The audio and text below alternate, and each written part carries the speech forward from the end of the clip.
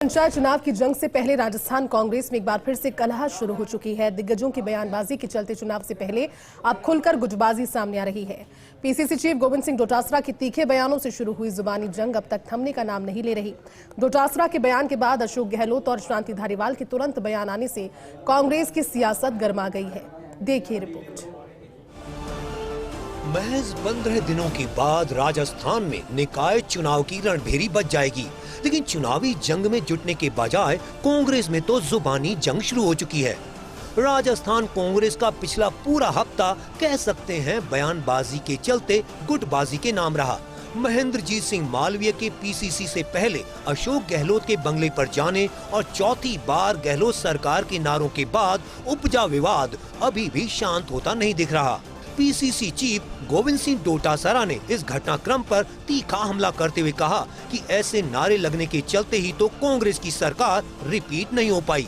गोविंद डोटासरा कांग्रेस के लिए काम करता है। जब तक कांग्रेस में हूँ कांग्रेस के लिए काम करूंगा, व्यक्ति की ब्रांडिंग के लिए मैं काम नहीं करूंगा। उसका नुकसान झेल लिया ना हमने, झेला ही है ना। एक बार आते हैं, एक बार नहीं आते, एक बार आते हैं, एक बार नहीं आते। कहीं न कहीं तो हम में से किसी न किसी की तो कोई कमी रहती होगी। डोटासरा के तीखे हमलों के बाद तुरंत अशोक गहलोत का भी बयान आ गया।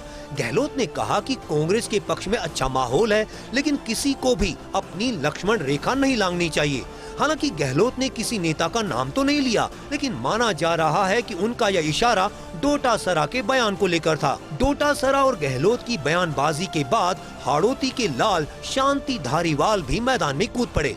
धारीवाल ने एक बार फिर कहा कि राजस्थान में कांग्रेस के तो आलाकमान अशोक गहलोत ही हैं। कांग्रेस की है तो कांग्रेस का मजबूत आवश्यक है।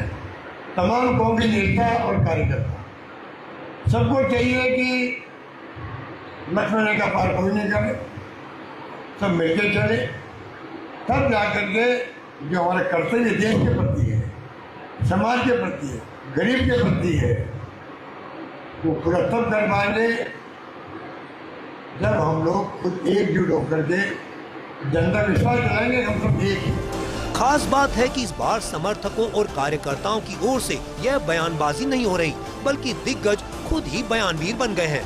दिग्गज नेताओं की अचानक शुरू हुई इस बयानबाजी को लेकर अब कांग्रेस के गलियारों में कई तरह की चर्चाएं जारी हैं। सब यही सवाल पूछ रहे हैं कि आखिर चुनाव से ठीक पहले यह बयानबाजी क्यों हो रही है। निकाय और पंचायत चुनाव में टिकट वितरण के अलावा कई अन्य कारणों से इस बयानबाजी को जोड़कर देखा जा रहा है।